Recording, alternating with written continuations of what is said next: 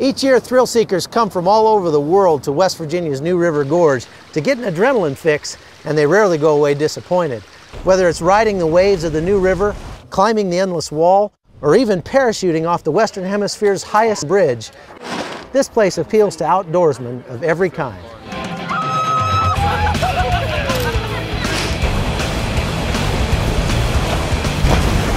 But what most people come to enjoy for a weekend, Glenn Carlson turned into a lifestyle, and it almost consumed him. How extreme is the extreme? And if you keep living through it, then it must not have been quite as extreme as the next one can be. Glenn Carlson built his career on adventure, getting paid to do what he loved, enjoying the great outdoors. And I didn't half do it either, you know. I mean, I owned a whitewater company, we had a kayak school, a rock climbing school, I traveled the country training, and I was at the top of my game for that game. Glenn was there for more than just the scenery, however. It was all about boating and climbing and winter ice climbing and full bore, white knuckle, extreme, and if you get really good at it, you'll sort of stand out. So then you sort of get your ego stroked by standing out, and you start to think, well, that's cool. For an adrenaline junkie, everything had to be extreme. And that's where the lifestyle turned into an addiction. Every extreme move has to be topped by another, you know.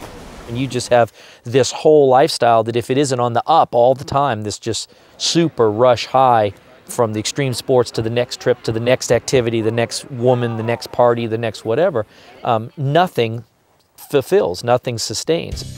What looked like a great lifestyle wasn't much of a life. And when the adrenaline was gone, it left depression in its wake. You know, you just couldn't leave and breathe that every minute of the day. So when you're left sober and not dealing with an extreme day, then what's life all about? I mean, I didn't know. I wanted to be significant and have fulfillment and measure it all in the externals.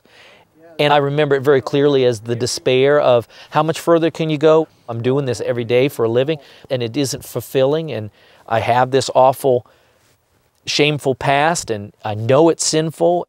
Glenn's work schedule was crushing and his marriage was on the rocks. As things continued to get worse, both at work and at home, Glenn went searching for answers. Mine very specifically was a cry out to God of, if you're real, then make yourself known. If all this stuff is real about what your son did and so, then show me. The answer to that prayer was closer than he thought.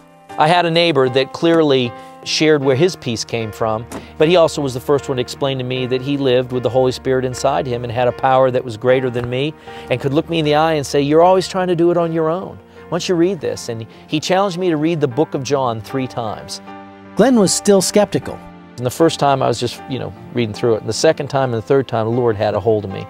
And I really feel like I was at the bottom crying out, and there was the answer. And here he's saying, you can have life and have it to the full. That's what I've always wanted. This was the first time that I really understood that Christ submitted to his Father, the will of his Father, and unto death. And that really struck a chord with me. I mean, that's extreme living. And I went from being a person crying out to God to truly going, you did it, you bought my way, I can be free of this old sin, I'm yours.